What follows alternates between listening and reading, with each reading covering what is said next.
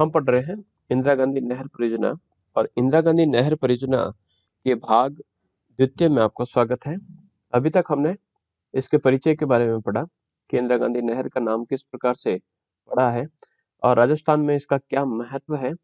इसके साथ साथ ही हमने इसकी कल्पना किस प्रकार से रही, किस प्रकार से हिमालय के पानी को राजस्थान में लाने की एक अद्भुत कल्पना न केवल सोची गई बल्कि उसे साकार रूप भी प्रदान किया गया। इसी कड़ी में हम यहाँ तक पढ़ चुके हैं इसकी कुल लंबाई, और आज हम पढ़ेंगे कि इसके अंतर्गत कितनी शाखाएं हैं।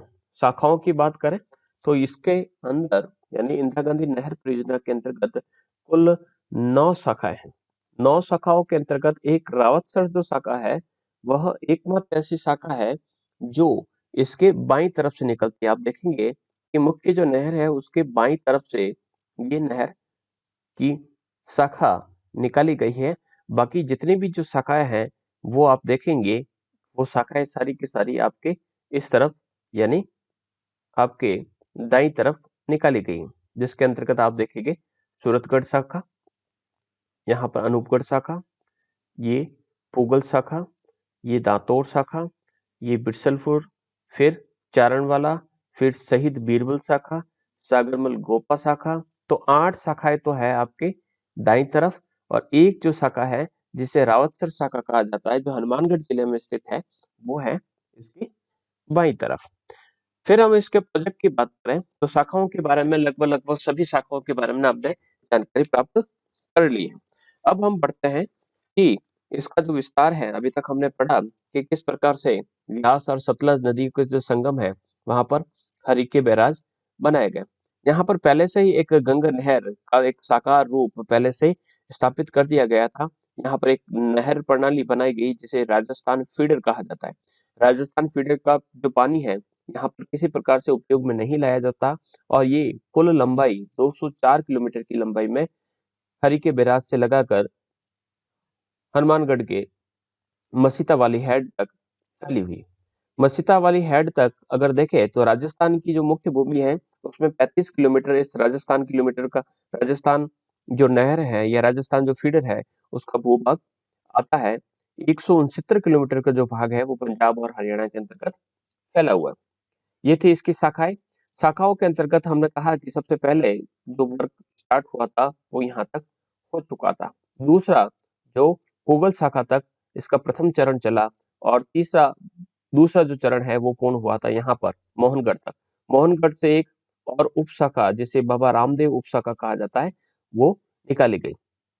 कुल लंबाई की बात करें तो कुल लंबाई जिस इस नहर की वो है 649 किलोमीटर, जिसमें से 400 और आपके 45 किलोमीटर का जो भाग है वो आपके मुख्य नहर के अंतर्गत आता है, और बाकी का जो हिस्सा है वो आता है आपके राजस्थान नहर के रूप में शामिल किया जाता है। बढ़ते आगे, इंदिरा गांधी नहर परियोजना की 4 उप शाखाएं। उप शाखाओं का अर्थ होता है कि जहां तक मुख्य नहर नहीं पहुंच सकी वहां पर हमें इसका पानी पहुंचाना है। तो वहां पर पानी पहुंचाने के लिए 4 उप शाखाएं बनाई गई, जिसमें लीलवा, दीघा, बरकतुल्ला खां जिसे गडरा रोड उप शाखा भी कहा जाता है। गडरा रोड कहाँ है?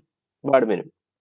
बाबा रामदेव उप शाखा। तो इस प्रकार से उप शाखाएं यहाँ पर निर्मित की गई, और इन उप शाखाओं के माध्यम से राजस्थान के अलग अलग जिलों में अलग अलग भागों में पानी की उपलब्धता को सुनिश्चित किया गया।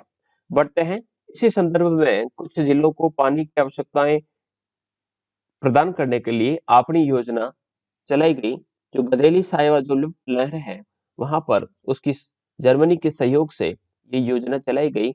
इसके अंतर्गत हनुमानगढ़, चूरू और द्वितीय चरण में चूरू और झुंझुनू के कुछ गांवों को जलापूर्ति की व्यवस्था करना सुनिश्चित किया गया, और इसी कारण इस इंदिरा गांधी परियोजना पर 3 लघु विद्युत ग्रह भी स्थापित किए गए, जिसके अंतर्गत आपको सूरतगढ़ और अनूपगढ़ की जो शाखाएं हैं उन पर इन विद्युत ग्रहों का निर्माण किया गया है। यानी न केवल सिंचाई, पेयजल तथा सिंचाई की पेयजल के अलावा यहाँ पर विद्युत उत्पादन का भी लक्ष्य रखा गया है, और भविष्य में इस नहर को कांदला बंदरगाह गुजरात तक जोड़ने की परियोजना बनाई गई है, जिसके पश्चात ये भारत की राइन नदी जो है वो आपके यूरोप की एक प्रमुख नदी है, जहां पर अंतर्जलीय परिवहन यानी एक महाद्वीप के अंदर जल परिवहन की सुविधा सुनिश्चित की जाती है। तो फ्रांस जर्मनी के क्षेत्रों में इस प्रकार की जो नदी है, राइन नदी का जो जल मार्ग है वो काफी प्रसिद्ध माना जाता है। इंदिरा गांधी नहर की कुछ लिफ्ट नहर है। लिफ्ट नहरों की कुल जो संख्या है 9 है। इनमें से 7 का निर्माण पूर्ण हो चुका है, एक निर्माणाधीन है तथा एक प्रस्तावित है। बढ़ते हैं, इनका विवरण किस प्रकार से है। तो लिफ्ट नहरों की अगर बात करें तो लूणकरणसर लिफ्ट नहर जो है वह सबसे लंबी नहर है और इसका वर्तमान में जो नाम है वो कंवर सैन लिफ्ट नहर रख दिया गया है। गंगानगर तथा बीकानेर जिलों को इस नहर से पानी उपलब्ध होता है। इसी प्रकार से नौहर साब लिफ्ट नहर, जिसका वर्तमान में नाम चौधरी कुंभाराम लिफ्ट नहर है, लाभान्वित जिले हनुमानगढ़, बीकानेर, चूरू और झुंझुनू। सहायक नहरों यानी जो ट्रिब्यूटरी जो निकाली गई है, सहायक जो नहर निकाली गई है मुख्य नहर से, उसके आधार पर देखें तो ये सबसे बड़ी नहर है। गजनेर लिफ्ट नहर, गजनेर बीकानेर के अंतर्गत पन्नालाल बारूपाल लिफ्ट नहर परियोजना, इसका वर्तमान में नाम है और लाभान्वित जिले हैं बीकानेर और नागौर। फलोदी लिफ्ट नहर जो जोधपुर जिले में है, वर्तमान में इसका नाम गुरु जम्बेश्वर लिफ्ट नहर परियोजना है। बीकानेर, जोधपुर और जैसलमेर को इससे पानी उपलब्ध होता है। इसी प्रकार से 5वें स्थान पर है कोलायत लिफ्ट नहर, जो डॉक्टर करणी सिंह लिफ्ट नहर परियोजना के नाम से जानी जाती है। करणी सिंह जी महाराजा थे और वहां के एक प्रसिद्ध खिलाड़ी के रूप में भी अपनी पहचान रखते हैं। बीकानेर और जोधपुर को इस परियोजना से पानी प्राप्त होता है। इसी प्रकार से पोखरण लिफ्ट नहर परियोजना, ये जयनारायण लिफ्ट नहर परियोजना के नाम से भी जानी जाती है। जोधपुर और जैसलमेर को इससे पानी प्राप्त होता है। इसी प्रकार से बागड़देसर लिफ्ट परियोजना, वर्तमान में इसका नाम है वीर तेजाजी लिफ्ट नहर परियोजना। और लाभान्वित जिलों की बात करें तो बीकानेर को इससे जल प्राप्त होता है और ये इस परियोजना की यानी इंदिरा गांधी नहर परियोजना की सबसे छोटी लिफ्ट नहर के नाम से जानी जाती है। निर्माणाधीन की बात करें तो बाबा रामदेव लिफ्ट नहर, जो गडरा रोड बाड़मेर में है, यानी मोहनगढ़ से गडरा रोड बाड़मेर तक इस नहर का निर्माण अभी चल रहा है। और प्रस्तावित की बात करें तो जैसलमेर में ही एक भेरुदेव दान चालनी लिफ्ट नहर परियोजना का प्रस्ताव रखा गया। तो इस प्रकार से अलग अलग प्रकार की लिफ्ट नहरें। अब प्रश्न उठता होगा मन में कि लिफ्ट नहरें क्या होती है। लिफ्ट नहरें इस प्रकार की व्यवस्था होती है जहां पर आसानी से यानी ढाल के विपरीत अगर पानी भेजना हो तो पानी को थोड़ा सा लिफ्ट किया जाता है। लिफ्ट करने के बाद उसके प्रेशर को बनाया जाता है, या फिर पानी को थोड़ा सा एकत्रित किया जाता है। एकत्रित करने के बाद उसको छोड़ा जाता है। तो इससे आगे वाले जो हिस्से होते हैं वहां पर आसानी से पीछे से जब धक्का लगता है तो पानी पहुंच जाता है। तो इस प्रकार की स्थिति वहां पर पाई जाती है और दूर दराज के क्षेत्रों में पानी भेजने के लिए इस प्रकार की व्यवस्था को अपनाई जाती है, या फिर जो थोड़े से ऊंचे क्षेत्र हैं वहां पर भी इससे पानी भेजना सुनिश्चित किया जा सकता है। चलिए अब गूगल अर्थ के माध्यम से हम देखते हैं कि यह जो परियोजना है किस प्रकार से चरितार्थ हुई है। तो हमने कहा कि ये जो परियोजना है कहाँ से स्टार्ट होती है, पंजाब। पंजाब में एक बांध है जिसका नाम है हरिके।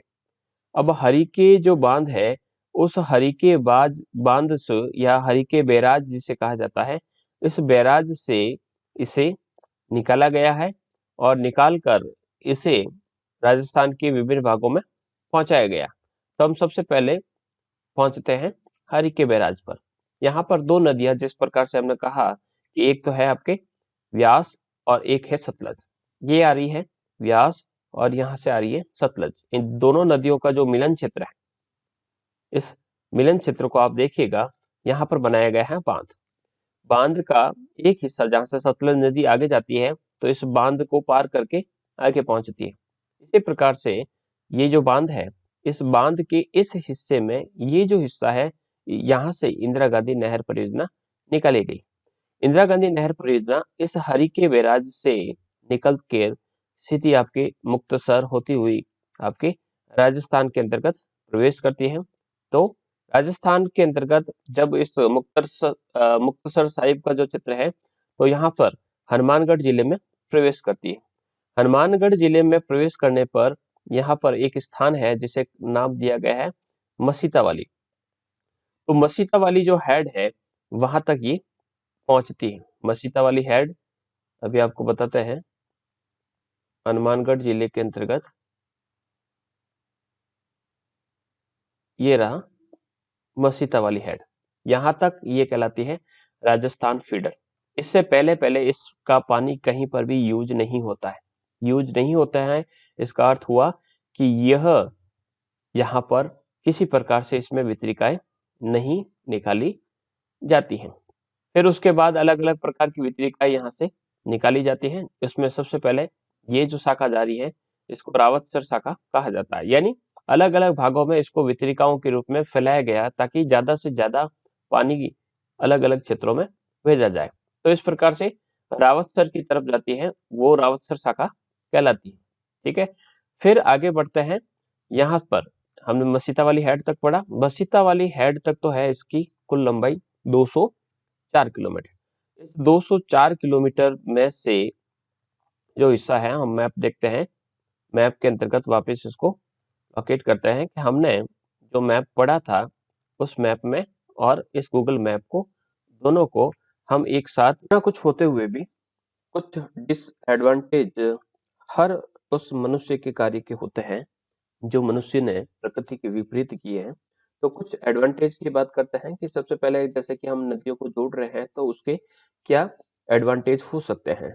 तो कुछ एडवांटेज की बात करें तो सबसे पहला है आपका इक्विटेबल अवेलेबिलिटी ऑफ वाटर। यानी सबसे पहली बात है कि जो कह सकते हैं कि जो सूखाग्रस्त क्षेत्र है उनके लिए अगर नदियों को जोड़ा जाता है या इस प्रकार की नहर प्रणाली के माध्यम से नदियों को आपस में जोड़ दिया जाता है, तो जो ड्राई रीजन है उसको लिए पानी की जो उपलब्धता है वो बढ़ जाती है।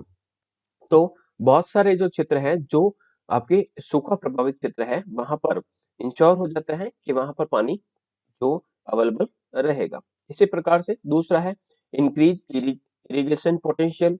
यानी उस क्षेत्रों में जहां पर इस प्रकार से पानी की उपलब्धता सुनिश्चित हो जाती है, तो वहां पर जो सिंचित क्षेत्र है, जल क्षेत्र जहां पर उपलब्ध हो जाती है, तो वहां पर फसलों का उगाना और विभिन्न प्रकार से जो कृषि संभावना है वो बढ़ जाती है। तो इस प्रकार की परियोजनाओं से कृषि सुविधाएं बढ़ जाती है, पीने के लिए पानी की उपलब्धता रहती है। तो drinking water in dry region, जो सूखे क्षेत्र हैं वहां पर पीने के लिए पानी की उपलब्धता रहती है। इसी प्रकार से इंक्लूसिव प्रॉपर्टीज, ठीक है, तो प्रॉपर्टीज जो है, जो ड्राई रीजन की काफी सस्ते में बिक रही थी, जो राजस्थान में जब इंदिरा गांधी नहर आई तो वहां पर जो ड्राई रीजन की जो भूमि है उसके भाव अत्यधिक बढ़ गए। तो उसकी भूमि की जो रेट है वो वहां पर इंक्रीज हो जाती है, बढ़ जाती है। इलेक्ट्रिसिटी का जनरेशन किस प्रकार से होता है कि इसके बांध बनाने का जो उद्देश्य रहता है केवल कृषि नहीं रहता है। तो यहाँ पर बेनिफिट की अगर बात करें तो इससे बाढ़ से सुविधा मिलती है, बाढ़ कंट्रोल मिलता है, नेविगेशन सिस्टम मिलता है, यानी एक स्थान से दूसरे स्थान पर जाने के लिए हम जलीय यातायात की सुविधा मिलती है, वाटर सप्लाई की सुविधा मिलती है, मछली पालन की सुविधा मिलती है, सैलिनिटी एंड पॉल्यूशन कंट्रोल की सुविधा भी मिलती है। यानी सैलिनिटी यानी किसी क्षेत्र का कह सकते हैं कि वहां पर जो खारापन है उसको दूर करने के लिए हमें एक नया विकल्प मिलता है। इसी प्रकार से जो पोल्यूशन कंट्रोल की जो है दुविधा उसको भी दूर करने के लिए इस प्रकार की परियोजनाओं को उपयोग में लाया जा सकता है। तो फिशरीज एंड आपका एक्वाकल्चर जो बेनिफिट्स की अगर बात करें तो इंटरलैक जब नदियों को जोड़ा जाएगा तो वहां पर इकोसिस्टम, इक्वेटिक इकोसिस्टम का अर्थ होता है कि नदियों या नदियों में रहने वाला जो पारिस्थितिक तंत्र है वो कह सकते हैं वो बढ़ जाएगा। तो इस प्रकार से वो जब नदियों से माइग्रेट होगा तो माइग्रेट होने के बाद भी उसको कह सकते हैं रहने के लिए अलग अलग प्रकार के स्थान मिल जाएंगे। दूसरे और विशेषताओं की अगर बात करें तो जिन क्षेत्रों में ये मछलियां वगैरह पहुंचेगी तो वहां पर फिशरिंग का जो विकास है या मछली पालन का जो विकास है वो बढ़ेगा। तो इसके अलावा भी कुछ प्रभाव है जो पर्यावरण पर पड़ता है। तो उन प्रभाव में देख लीजिए, सबसे पहला डिफॉरेस्टेशन होता है कि अगर इस प्रकार की योजनाएं बनाई जाती है तो बड़े स्तर पर हमें वृक्षों को काटना पड़ता है, और जो ट्राइबल कम्युनिटीज है, जो आदिवासी क्षेत्र है, उनको सबसे ज्यादा इसका नुकसान देखने को मिलता है। उन्हें किसी दूसरे स्थान पर बसाने का प्रयास करना पड़ता है। फिर दूसरी एक और पर्यावरण पर प्रभाव पड़ता है कि ये देखा जाता है कि एक जो नदी होती है वह अपना मार्ग लगभग 100 वर्षों में बदल देती है। अगर इस प्रकार की स्थिति होती है इंटरलॉकिंग के बाद, यानी नदियों को जोड़ने के बाद जब हम नहर वगैरह बनाते हैं, तो इस प्रकार के जो प्रोजेक्ट होते हैं वो हमें लंबे समय के बाद कह सकते हैं कि लंबे समय तक नहीं चल सकते, या लंबे समय के बाद हमें इसका नुकसान देखने को मिल सकता है। इस प्रकार की इंटरलॉकिंग अगर हम करते हैं, नदियों को जोड़ते हैं, तो बहुत ज्यादा मात्रा में जो फ्रेश वाटर है वह नदियों के माध्यम से पहुंचता है। लेकिन जब हम इस प्रकार से नहर बना देते हैं, तो फ्रेश वाटर जो नदियों में या नदियों के माध्यम से सागर के अंदर पहुंच रहा था, वो नहीं जा पाता है। प्रभाव क्या होता है कि वहां का जो मरीन लाइफ का जो इकोसिस्टम है, वहां पर कई ऐसे जीव होते हैं जो इस फ्रेश वाटर के सहारे जीते हैं, तो वह पूरी के पूरी डिस्टर्ब हो जाएंगे। तो मेजर इकोलॉजिकल डिजास्टर के रूप में देखा जा सकता है। तो वहां पर वनस्पतियां नष्ट हो सकती हैं, कई प्रकार की जीव नष्ट हो सकते हैं। जो सागरों का जो सैलिनिटी का जो लेवल है, यानी उसकी जो लवणता है, वह अत्यधिक बढ़ सकती है। तो इस प्रकार के परिवर्तन हमें सागर के अंतर्गत देखने को मिलते हैं। इसी प्रकार से अगर इस प्रकार की कैनाल्स और रिजर्वियर्स अगर हम बनाते हैं, तो जहां पर जो इस प्रकार की परियोजनाएं बनाई जाती है, तो वहां से लोगों को हमें दूसरे स्थानों पर स्थानांतरित करना पड़ता है, उनको माइग्रेट होना पड़ता है, उनको दूसरे स्थान पर पुनर्वास किया जाता है। ऐसी स्थिति में उन्हें अपनी जो भूमि है वह छोड़नी पड़ती है, और गवर्नमेंट को भी बहुत ज्यादा उनको बसाने के लिए रुपए खर्च करने पड़ते हैं, ज्यादा अधिक मात्रा में प्लानिंग करनी पड़ती है।